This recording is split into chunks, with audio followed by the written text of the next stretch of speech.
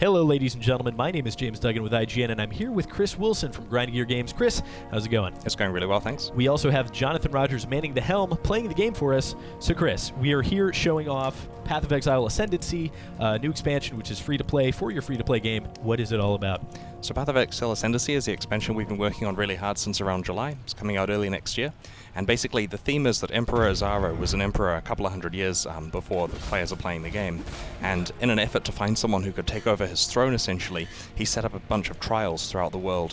Where if people complete all 6 trials, they get access to his labyrinth and have the ability to potentially become emperor.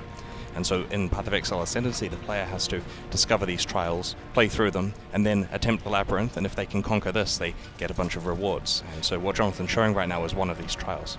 And these trials are a way to unlock the labyrinth, which has a bunch of awesome rewards that are not just loot, even though I'm sure there is some awesome loot in there. But these trials also represent kind of a tutorial for the things that you will experience in the labyrinth, correct? Right. Each one of the trials focuses on a different type of trap. For example, this is a spinning blade trap, and it quickly teaches you how they work and how the levers interact with them so that you can, get through the area without getting impaled.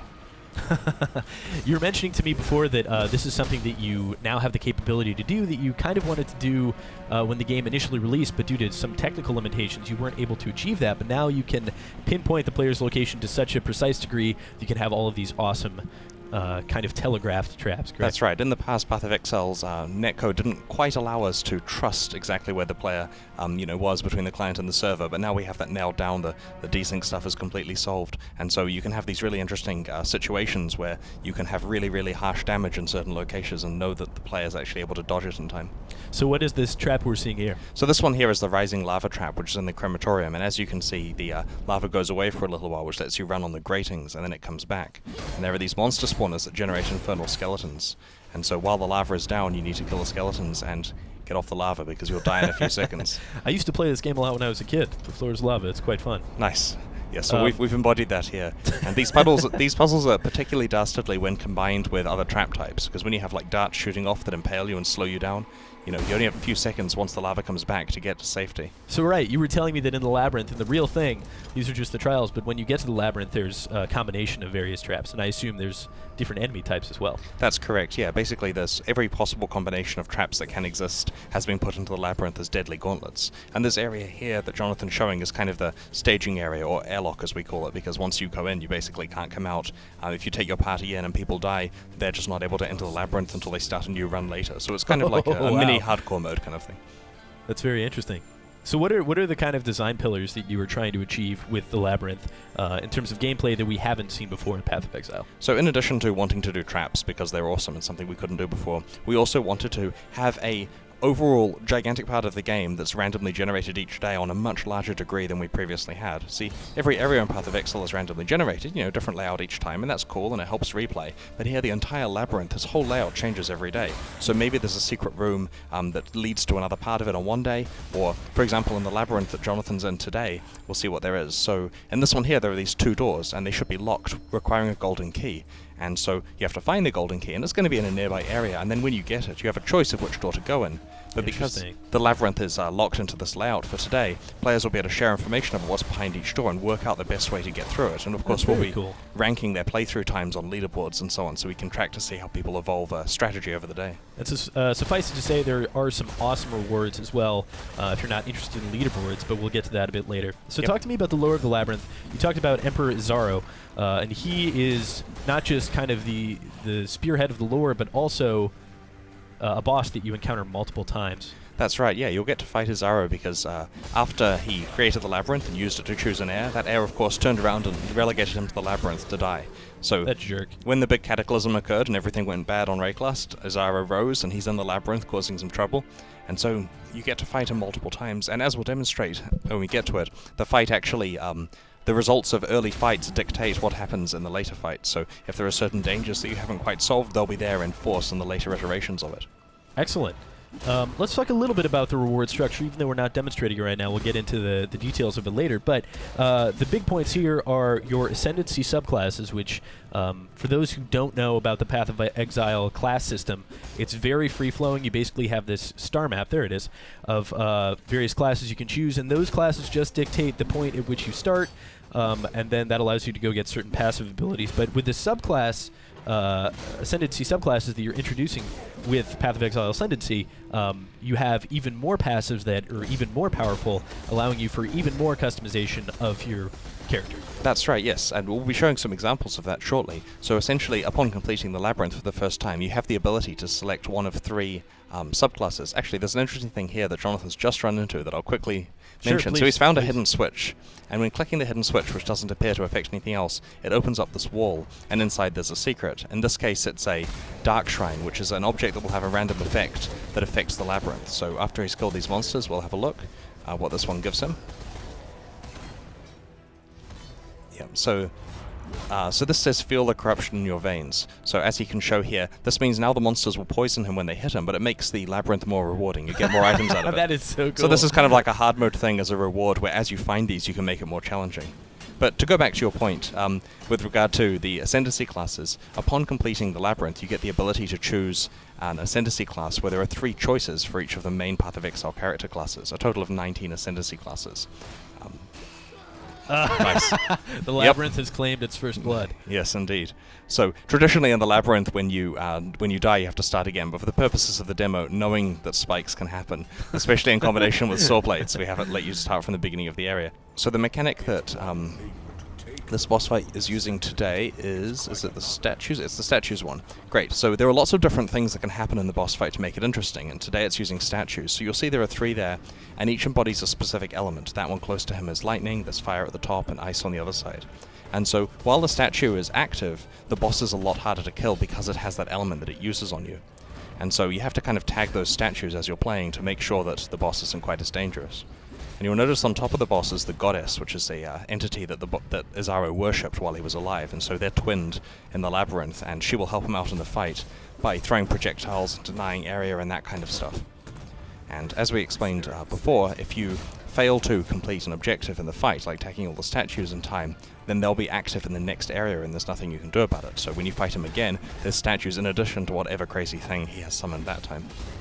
And we have quite a lot of other things that you get in these fights. You know, you can get lieutenants that he summons who are basically boss monsters you have to fight alongside him and so on.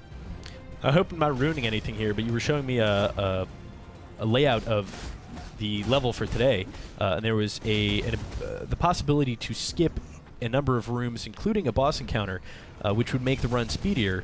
But harder, which is very interesting because that, I assume, would be faster rewards, but you would have to be willing to deal with the mechanics that have carried over from the fight you skipped, correct? That's right. So this is the next Azaro fight in the Labyrinth, and due to the fact that there were still some statues alive in the previous one, he now has both the fire and the lightning powers when he fights Azaro this time. So this fight is substantially more dangerous, and we'll have a look to see what properties Azaro has on this one. So this is one with runic circles on the ground. Those large areas, they're the only areas that you can actually damage Azaro, so you have to position yourself to be inside them. And as you can see, the goddess was making some area denial next to it. These will move around over time. And so, because he has the fire and lightning damage from it, and you can only attack him in these areas, it's quite a lot more challenging than the previous one. And we have quite a lot of combinations of different effects that the boss fight can have, so that not only is the Labyrinth feeling different each day, but also the boss fight itself. That's great. So this is the Ascendancy chamber when you've killed the boss for the final time and completed the Labyrinth, and it would take maybe 45 minutes or an hour to do so in a given run. So the first thing to note is there is this device here that lets you choose your Ascendancy class. So, as Jonathan's playing a duelist, he has 3 choices here, the Slayer, the Gladiator, or the Champion, and each one embodies a different way of playing a duelist. For example, the Champion has skills that affect your party members. Inspirational is one of the skills that means your party members deal increased damage and movement speed, and while he's good at other things, this one here benefits if you have Fortify active, and the skill next to it means you always have Fortify active, and that's a very strong thing if you want to play this type of character. The Gladiator, for example, has a skill called Gratuitous Violence, which is my personal favorite because it causes bleeding on hit and also makes it so the bleeding enemies explode and take more damage. So then you get the kind of chain reaction of just everything bleeds, everything explodes, and Blood in the Eyes is a specialization here that makes you even better against bleeding enemies, makes it so that they can't hurt you as much. And essentially every one of these Ascendancy classes is designed so that there are several different ways you can go, because you get 2 Ascendancy points per difficulty of Labyrinth you've completed, so 2 in normal, then another 2 in crawl, then another 2 in merciless, you can only really get about half of the tree. And so the number of different class combinations you could play are the 7 Path of Exile character classes times 3 Ascendancy classes times, the different combinations in here, with the rest of the passive skill tree behind it to back it up. So there's quite a lot of ways of building characters. And that's fantastic. And of course, to compound that is the gear choices as well as the choices in the skill runes. Certainly. Yep. And this walks right into our next topic, which is the Ascendancy mod system. So having completed the Labyrinth, every time you do so, you can put a mod on an item, and it overwrites the previous one in this slot. So here are some gloves, and Jonathan's going to add a random Ascendancy mod to it, and he got Word of Tempest. So Word of Tempest means that when he's fighting monsters, there'll be a Tempest-like effect that happens from time to time on a cooldown, and this is basically just an additional bonus he gets while fighting. So he's going to go through to an area now to demonstrate both the Word of Tempest and also the gratuitous violence specialization that he made. Great, so we're going to see the effects of our rewards here. Certainly, yep. So first up will be the bleeding stuff.